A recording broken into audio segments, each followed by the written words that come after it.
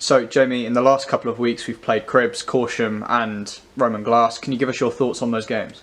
Yeah, no problem. Obviously, the results they speak for themselves, but the performances in each game have kind of summed up our kind of whole time here.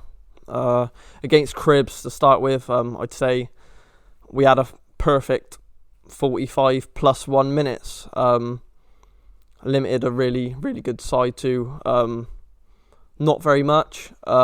Managed to get ourselves ahead with a good goal on the counter attack, and just a moment of madness. It's probably like 20 seconds of the half left, and a little bit of danger down one of our sides, and George has made a bit of a very rash challenge, and one that wasn't needed, and they scored a resulting penalty, and we go in at 1-0, and with the lads as frail as they are at the moment, and fragile, it just I think it just suckered the life out of them, and it gave Cribs a massive boost to come out and push on, and that's what they did.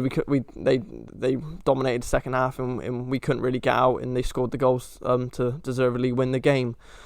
But like I said, up to the 46th minute, it was perfect. Even their manager in their interview have said it was more likely to go 2-0 than 1-0 at that time, and it's a bit of a free goal. It's kind of been the story of where we've been.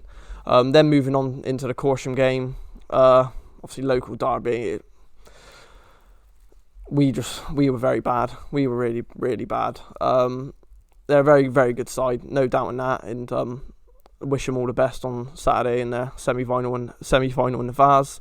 But yeah, we've got to be at 1,000,000% to compete with sides against that, and we were absolutely nowhere near it. If you watch the highlights, the goals are like some goals you'd see in a Sunday league game. Apart from Leon's, I'll give him that one. I've played with him for 10 years or whatever, known him for 10 years, and I've never seen him kick a ball like that. So fair play.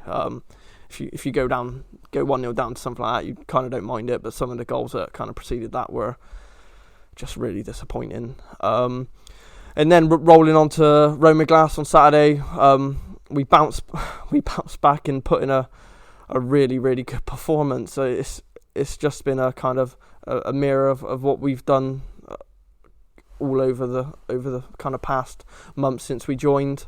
Went toe to toe with a really good side.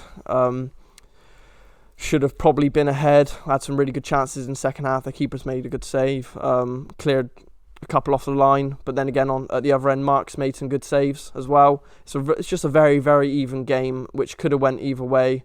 I think a point was very fair, but in the end they've brought on some good players, and they've snatched it right at the death. And it's a sucker punch, but just kind of mirrors our luck at the moment when we put on those kind of performances. So, of course, with all the results not quite going for us, rather, we're at the bottom of the table. How do you see us getting off the bottom? Well, as we said after Saturday, there's no lower to go than bottom of the table. So we've got 5 games. We've got 5 games all at home.